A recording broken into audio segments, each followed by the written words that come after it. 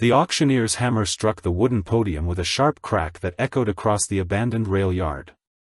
Marcus Chen raised his numbered paddle one final time, his calloused hands steady despite the snickers rippling through the small crowd of bidders behind him. $3,000. That was all he had left after the divorce lawyers took their share and the custody battle drained his savings. The rusted passenger car sitting on the weedy tracks looked like a monument to forgotten dreams, its faded green paint peeling away in long strips that fluttered in the autumn breeze.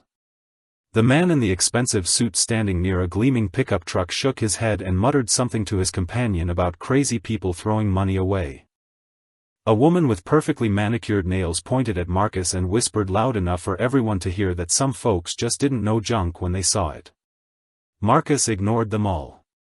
His trained eye saw past the rust and decay to the solid steel frame beneath, the intact windows, the good bones of what had once carried passengers across the country in style. Most importantly, he saw possibility where others saw only problems. Going once, going twice, sold to bidder number 47. The auctioneer's final words made it official. Marcus Chen now owned a piece of railroad history that everyone else considered worthless scrap metal. As he walked toward the payment table, pulling crumpled bills from his worn wallet, Marcus felt his phone buzz with a text from his 80-year-old daughter Emma. "Dad, did you find us a house today?" He typed back quickly with steady fingers. "Better than a house, sweetheart. I found us an adventure." The other bidders continued their jokes as they loaded their own purchases onto trailers. Marcus simply smiled and began planning how to move 30 tons of steel to the small plot of land he had rented outside town.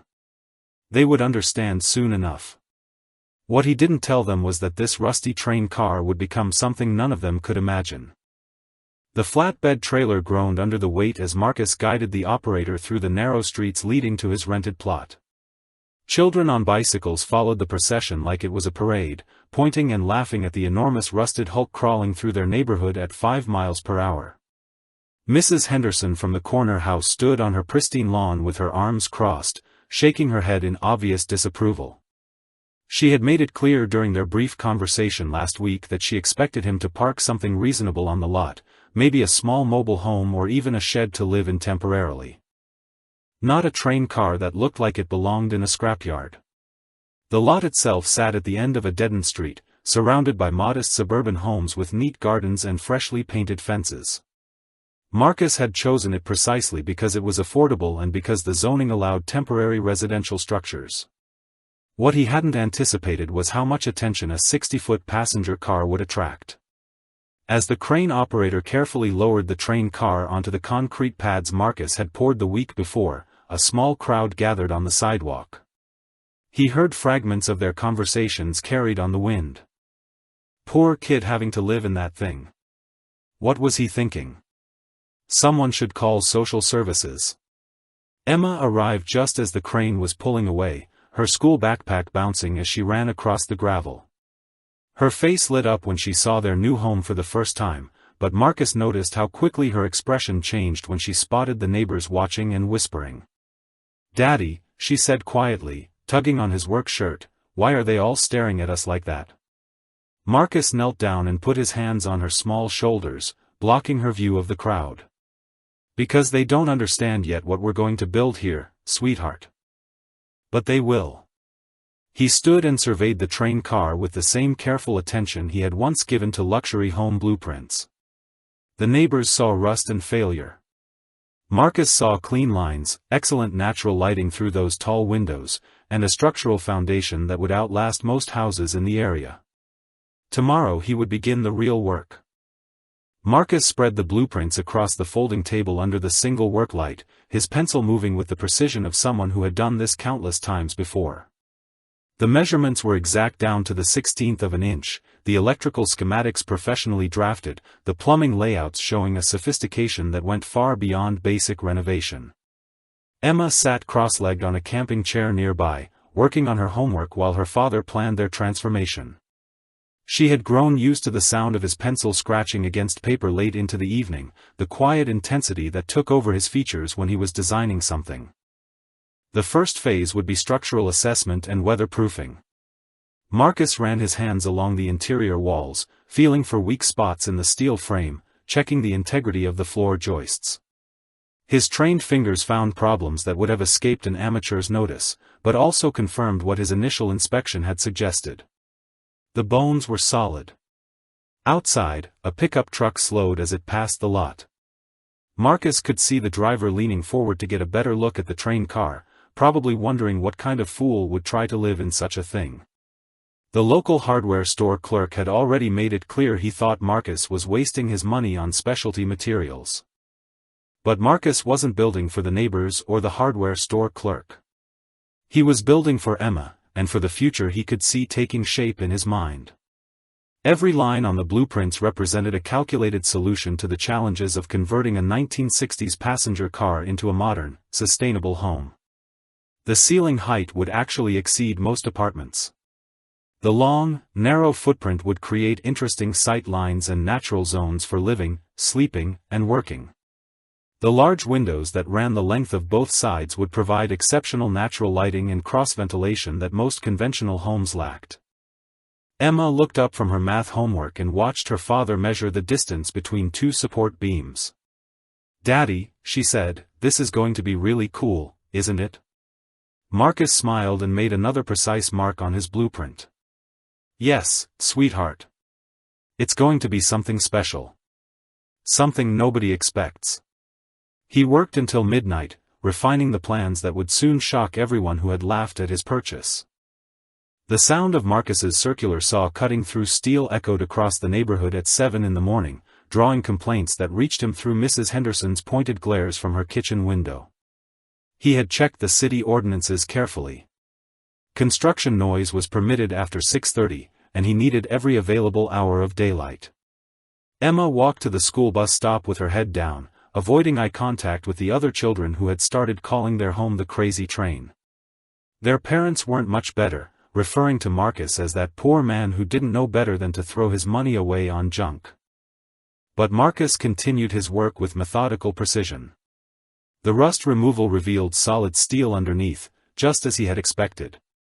The structural modifications he made showed a level of engineering knowledge that would have impressed any licensed contractor. Each cut was calculated, each reinforcement placed according to load-bearing principles that few amateur builders understood. By noon, he had removed 3 sections of interior wall paneling and exposed the electrical systems. The original wiring was ancient but serviceable as a foundation. Marcus began sketching updated electrical plans that included provisions for energy-efficient LED lighting, multiple outlet configurations, and dedicated circuits for what he had planned for the kitchen area. A local contractor named Bill Morrison stopped by during his lunch break, curious about the noise and activity. He expected to find someone in over his head, maybe offer some advice or even a job recommendation. Instead, he found Marcus installing a support beam with the kind of precision that spoke of formal training.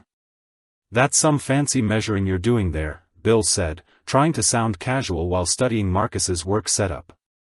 Marcus looked up from his level reading and nodded politely. "Just want to make sure everything's square and plumb. No point doing it twice." Bill examined the clean cuts, the professionally marked measurements, the way Marcus had reinforced the structural opening. This wasn't amateur hour work. This was someone who understood building codes, load distribution, and proper construction sequencing. "You done this kind of work before?" Bill asked. Marcus returned to his measuring. "Here and there," he said simply. After Bill left, Marcus smiled to himself and continued working. Soon enough, they would all understand exactly what here and there meant. 3 weeks into the renovation, Marcus began installing the solar panel array across the train car's roof. The precision of his work caught the attention of every neighbor within 2 blocks. These weren't the basic panels you could buy at the home improvement store. These were high-efficiency modules arranged in a configuration that maximized energy capture while maintaining perfect aesthetic balance. Emma helped by handing him tools and holding his measuring tape, her earlier embarrassment replaced by growing excitement as she watched her father's vision take shape. The kids at school had stopped teasing her after she explained that her dad was building them a house that would never have an electric bill. Mrs. Henderson stood at her fence line, no longer content to simply watch from her window. She had been joined by several other neighbors who couldn't quite understand what they were seeing. The electrical conduit running along the train car's exterior was perfectly aligned, the connections waterproofed with professional-grade materials that cost 3 times what most people would spend. A sleek black Mercedes pulled up to the curb, and Victoria Sterling stepped out. She was a successful property developer who had driven this route dozens of times on her way to inspect a nearby construction project. Today, curiosity finally got the better of her. Victoria approached the fence where the neighbors had gathered. "Excuse me," she said to Mrs. Henderson, "do you know who's doing this work?" Mrs. Henderson shook her head with obvious disapproval. "Some single father who bought that rusty old thing and thinks he can turn it into a home. Poor little girl having to live through this mess." But Victoria wasn't seeing a mess. Her trained eye recognized sophisticated solar installation, professional-grade materials, and workmanship that rivaled the custom homes she developed for wealthy clients. The man on the roof moved with the confidence of someone who had done this type of work many times before. From around the world, people are discovering creative solutions to housing challenges. What's the most innovative living situation you've ever encountered? Let us know where you're watching from as we continue this remarkable transformation. Marcus secured the final panel and climbed down his ladder, unaware that his work had attracted the attention of someone who could recognize true expertise when she saw it. Victoria Sterling found herself driving past the train car project every day that week, each time noticing new details that impressed her more than the last. Today, Marcus was installing what appeared to be a sophisticated rainwater collection system along the roofline, complete with first-flush diverters and filtration components that cost more than most people's monthly rent. She parked across the street and watched him work.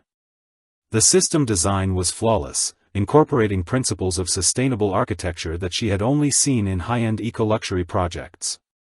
The kind of projects that required licensed architects with specialized training in green building technologies.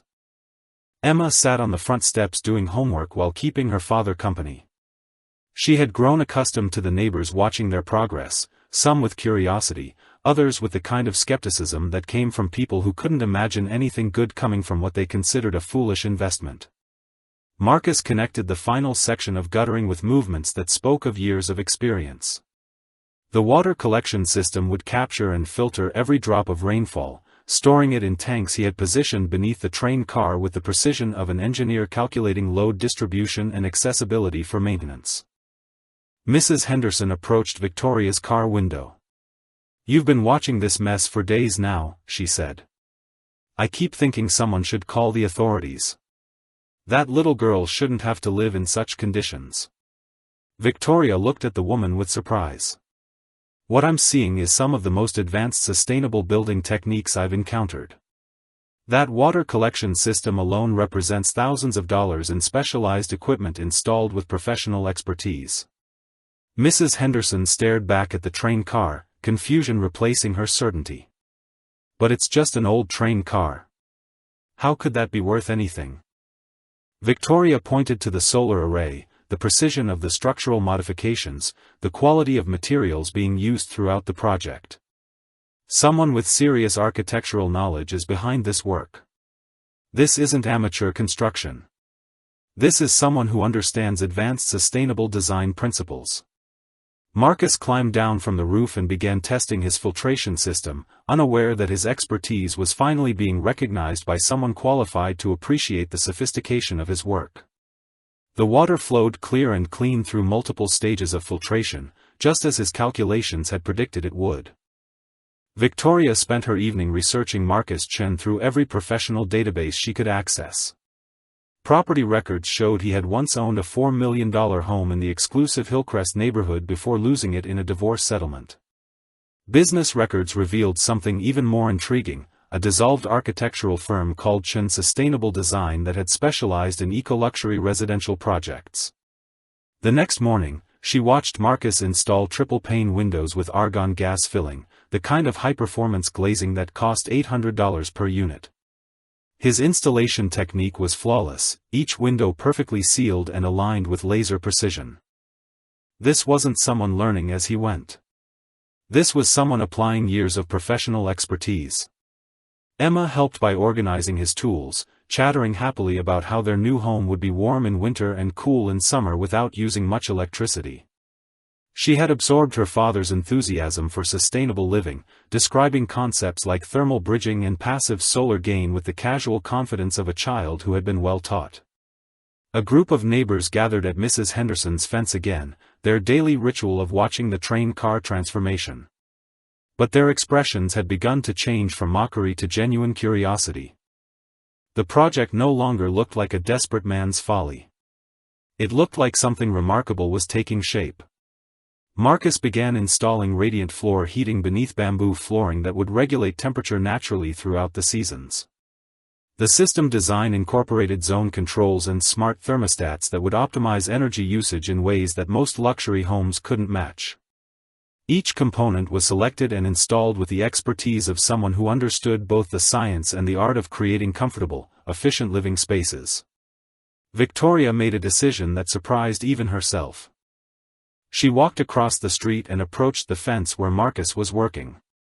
The neighbors parted to let her through, sensing that she was different from their usual group of curious onlookers. "Excuse me," she called out. "I'm Victoria Sterling. I develop sustainable housing projects, and I have to ask, where did you learn to do this kind of work?" Marcus looked up from his installation, meeting her eyes with the quiet confidence that comes from knowing your craft. "Here and there," he said with a slight smile. "Sometimes we encounter people whose talents far exceed our expectations. What moment in your life revealed hidden abilities you never knew someone possessed? Share your thoughts with our global community as this extraordinary story continues to unfold." Victoria wasn't satisfied with Marcus's evasive answer.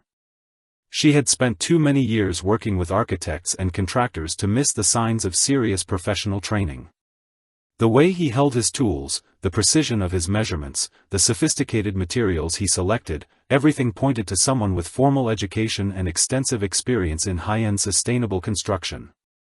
Before Marcus could deflect her questions again, a white city truck pulled up to the curb. Building Inspector Ray Morrison stepped out with his clipboard and the stern expression of someone expecting to find code violations. Mrs. Henderson had finally made the call she had been threatening for weeks, convinced that whatever was happening inside the train car couldn't possibly be legal. The neighbors gathered with anticipation, expecting to finally see Marcus get his comeuppance for thinking he could turn railroad junk into a home. Mrs. Henderson stood with her arms crossed, vindicated that the authorities would put an end to this embarrassing spectacle in their neighborhood. Inspector Morrison approached the train car with the confidence of someone who had shut down dozens of illegal construction projects. He expected to find amateur work, safety violations, and probably electrical systems that would burn the whole thing down. What he found instead stopped him cold. The electrical panel was professionally installed with perfect labeling and color-coded circuits. The plumbing rough-in showed knowledge of current codes and proper venting requirements. The structural modifications were reinforced according to engineering principles that exceeded most residential construction standards. Marcus calmly handed him a folder containing building permits, architectural drawings, and engineering calculations that were more thorough than what most licensed contractors submitted for million-dollar homes. Every document was properly stamped and approved by the appropriate city departments. Inspector Morrison studied the paperwork with growing amazement. These weren't amateur sketches or generic plans downloaded from the internet. These were professional architectural drawings created by someone who understood advanced building science, sustainable design principles, and structural engineering at a level that required years of specialized education. "Who designed these plans?" Morrison asked, his tone shifting from authority to professional curiosity. Marcus took the folder back and smiled quietly. "I did." Victoria felt her suspicions confirmed as she watched the inspector's expression change from skepticism to respect. The man working on this train car wasn't just someone with construction experience. He was someone with the expertise to design and engineer complex sustainable building systems. Inspector Morrison spread Marcus's blueprints across the hood of his truck, studying every detail with the fascination of someone discovering a masterpiece. The drawing showed passive solar orientation, natural ventilation systems, and energy recovery ventilation that would make this train car more efficient than most new construction homes. Victoria pulled out her phone and searched for Chen's sustainable design. Her screen filled with images of stunning eco-luxury homes that had won national awards for innovative green architecture. The Malibu cliff house that captured rainwater and generated more energy than it used. The Arizona desert retreat that stayed cool without air conditioning. The Vermont mountain home that achieved net-zero energy consumption while maintaining luxury comfort. Every project bore the signature of Marcus Chen, licensed architect and pioneer in sustainable residential design. She turned her phone toward Mrs. Henderson and the gathering neighbors. "Do you recognize this house?" she asked, showing them a photo of a magnificent glass and timber structure nestled into a hillside. Mrs. Henderson squinted at the screen. "That's the Morrison estate up in the hills. The one that was featured in all those fancy magazines." Victoria smiled. "Marcus Chen designed that house. And this one. And this one."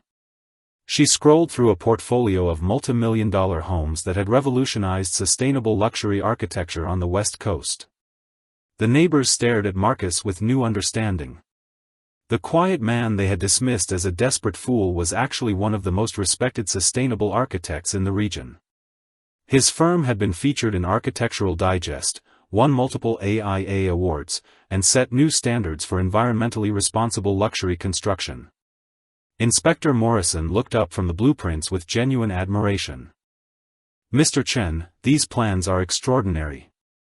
The thermal modeling alone represents months of advanced engineering calculations. This train car is going to be more energy efficient than 90% of the homes in this city." Emma beamed with pride as she watched the adults around her father finally understand what she had known all along. Her daddy wasn't just building them a home. He was creating something magical that would show everyone how smart and talented he really was. Marcus folded his blueprints and looked at the group of neighbors who had spent weeks questioning his judgment. "Sometimes," he said quietly, "the most beautiful things come from starting over with a clear vision and solid foundation." Victoria waited until the crowd dispersed before approaching Marcus with a proposal that would change everything. She had been searching for an architect who could design affordable sustainable housing that didn't sacrifice innovation or environmental performance. Standing in front of this train car transformation, she realized she had found exactly what she needed. "I have a development project," she said, her voice carrying the excitement of someone who had just solved a major problem. 30 acres outside the city where I want to build the first truly sustainable affordable housing community on the West Coast. After seeing this, I know you're the architect who can make it happen." Marcus looked at Emma, who was listening intently to every word. The little girl nodded enthusiastically, understanding that this conversation might mean they could stop worrying about money and her father could return to the work he loved. Mrs. Henderson approached them hesitantly, her earlier disapproval replaced by something that looked like embarrassment. "Mr. Chen," she said quietly, "I owe you an apology. I had no idea who you were or what you were capable of. This is going to be beautiful, isn't it?" Marcus smiled at her with the grace of someone who had learned not to hold grudges. "It's going to be something special, Mrs. Henderson. A place where Emma and I can start fresh and maybe inspire other people to think differently about what home can look like." By evening, word had spread through the neighborhood about Marcus's true identity. The man they had dismissed as a desperate fool was actually a celebrated architect whose work had been featured in national publications. People who had crossed the street to avoid walking past the train car now found reasons to stroll by and admire the remarkable transformation taking place. Bill Morrison, the contractor who had stopped by weeks earlier, returned with a business proposal of his own. He wanted to partner with Marcus on custom sustainable home projects, combining Marcus's design expertise with his construction knowledge to serve clients who valued both environmental responsibility and architectural excellence. Emma sat on the front steps of their train car watching the adults discuss exciting new possibilities for their future. The same neighbors who had whispered about the crazy train now spoke in hushed tones about the architectural marvel taking shape in their community. Have you ever witnessed someone's true talents being revealed in an unexpected moment? Sometimes the most extraordinary abilities are hidden in plain sight. Share with our global community a time when someone surprised you with their hidden expertise. 2 months later, the train car transformation was complete, and Marcus stood back to admire what had become the neighborhood's most talked-about architectural achievement. The rusted hulk that everyone had mocked was now a stunning example of sustainable micro-living that exceeded the energy efficiency of homes 10 times its size. Emma ran through their new home with the joy of a child who finally had a space that reflected her father's talents. The interior featured warm bamboo floors, custom-built furniture that maximized every square foot, and windows that filled the space with natural light throughout the day. The kitchen included energy-efficient appliances powered entirely by the solar array, while the bathroom featured a composting toilet system that eliminated wastewater entirely. Victoria brought her development partners to tour the completed project, using it as a showcase for what affordable sustainable housing could achieve. The train car demonstrated that small spaces could be both luxurious and environmentally responsible when designed by someone who understood the principles of green architecture. Local media arrived to document the remarkable transformation. The story of the single dad who turned a rusty train car into an architectural marvel captured public imagination and brought visitors from across the region who wanted to see sustainable living in action. Marcus had signed contracts for 3 new projects, including Victoria's affordable housing development and 2 custom homes for clients who specifically sought his expertise in sustainable design. His new firm, Phoenix Sustainable Architecture, was already booking projects 6 months in advance. Emma gave tours to school groups and neighborhood children, explaining how rainwater collection worked, why solar panels faced south, and how proper insulation kept their home comfortable year-round. She had become the neighborhood's youngest expert on sustainable living, sharing her father's passion for environmental responsibility with the enthusiasm that only children possess. Mrs. Henderson hosted a block party to celebrate the completion of the project, inviting everyone who had witnessed the transformation from skeptical beginning to triumphant end. The same neighbors who had questioned Marcus's judgment now brought friends and family to see what innovative thinking and professional expertise could accomplish.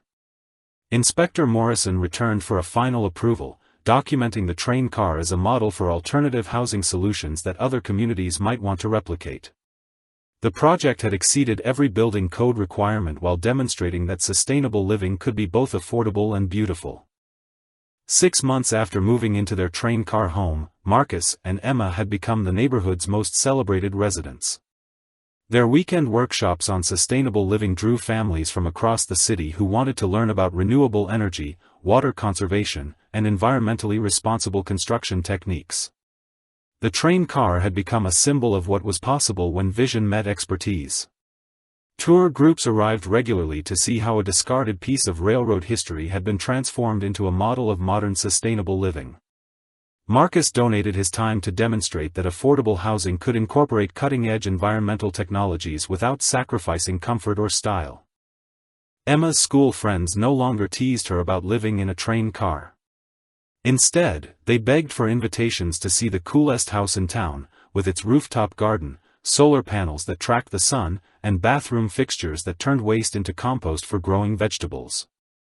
She had written a science project about their home that won the district competition and earned her recognition as the youngest environmental advocate in the school's history. Victoria's sustainable housing development broke ground with Marcus as the lead architect, creating 30 homes that would demonstrate how communities could live in harmony with their environment. Each house incorporated lessons learned from the train car project, proving that sustainable design principles could scale from micro-living to neighborhood development. Mrs. Henderson had become one of Marcus's biggest supporters, referring potential clients to his new firm and hosting coffee meetings where neighbors could learn about retrofitting their own homes with energy-efficient improvements. The woman who had once called the authorities to stop his project now served as the unofficial ambassador for sustainable living in their community. On quiet evenings, Marcus and Emma would sit on their front deck watching the sunset paint their neighborhood in golden light. The same street where people had once laughed at their rusty train car now showcased solar panels on several roofs and rain gardens in front yards, inspired by what they had witnessed next door. Emma would curl up next to her father and ask him to tell her again about the day they bought their adventure at the rail yard auction. Marcus would smile and remind her that the most beautiful transformations often begin with someone willing to see possibility where others see only problems. Their story had touched hearts around the world, proving that determination, expertise, and vision could turn the most unlikely circumstances into something extraordinary. If this journey inspired you, we'd love to know where you're listening from. Subscribe for more stories that celebrate the hidden talents and remarkable resilience of ordinary people doing extraordinary things.